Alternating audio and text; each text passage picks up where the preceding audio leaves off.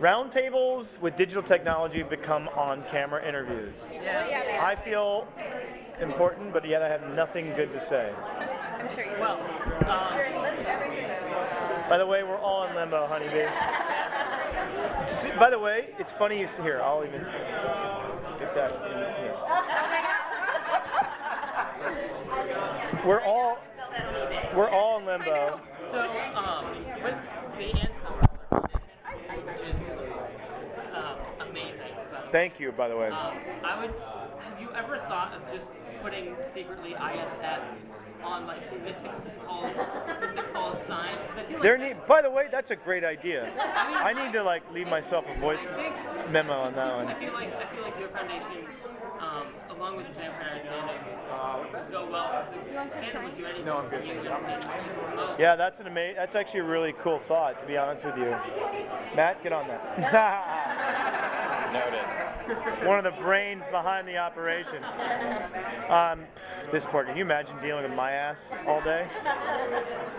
For years. No, you know what? That's actually a pretty profound thought. You know what's funny?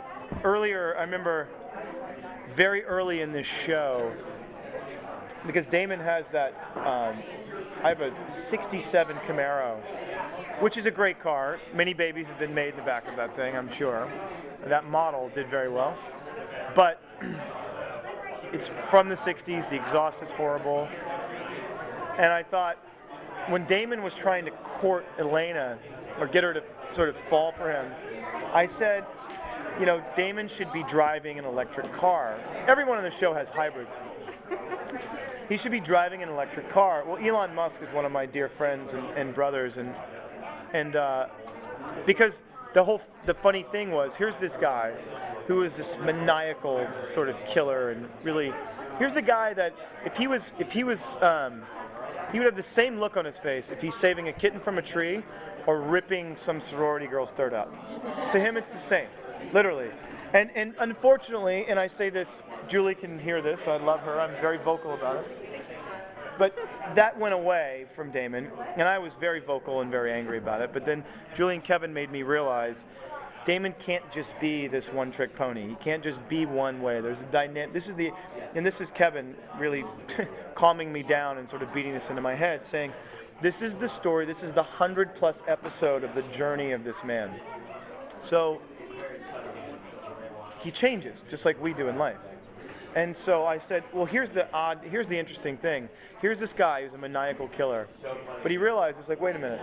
I've been on this earth for 168 years. I'm going to probably be on this earth for another millennia. I've seen it change. That whole hockey stick. I mean, carbon emissions from 1850. If you look at carbon emissions coupled with rising temperatures of the planet, they are the same. They're congruent. From 1850 now, it's a hockey stick. We know it. The Industrial Revolution and our lack of regard for the environment is what's changing that.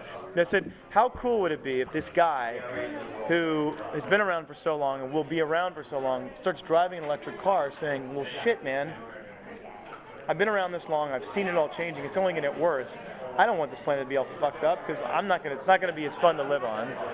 My food source is going to be getting skinnier and more diseased, and so that's why Damon should go green, and that's why Damon should. Yeah, we're gonna start a community crew, an ISF community crew in Mystic Falls. I'll have to talk to Julie and probably have to call Peter Roth on that one, which I would love to do. I think it'd be easy to stick ISF in a couple corners of signs and stuff. Oh yeah, man. From your mouth to Peter's ears. So I'll take care You of that. guys, I'm so sorry. That's all the time we have. I have to pull him. What's that? Is there somewhere that Damon hasn't gone emotionally, like character-wise, that you really want to see it go before the end of the show? Damon's pretty much been everywhere, and Ian's been with him. No, I mean, and honestly, what I'm excited to do is I'm excited to go down this journey with Kat Graham. I think she's one of the best out there, and what's really great too is that her and I work with the same acting coach, this woman Ivana Chubbuck, and so it allows Kat and I to work with Ivana together as a group and then individually. So, you know, the whole idea is finding connective tissue between what's happening in my life and what's happening in the script. That way, it's real for me. and it's real for Kat. And what's great about it is we know the work, and so we're working in the same way.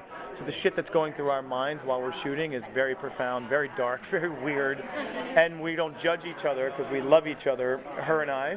And there's a very, remember, there's a very fine line between love and hate. And these two have been through a lot together, and I think it's going to be a great season of storytelling.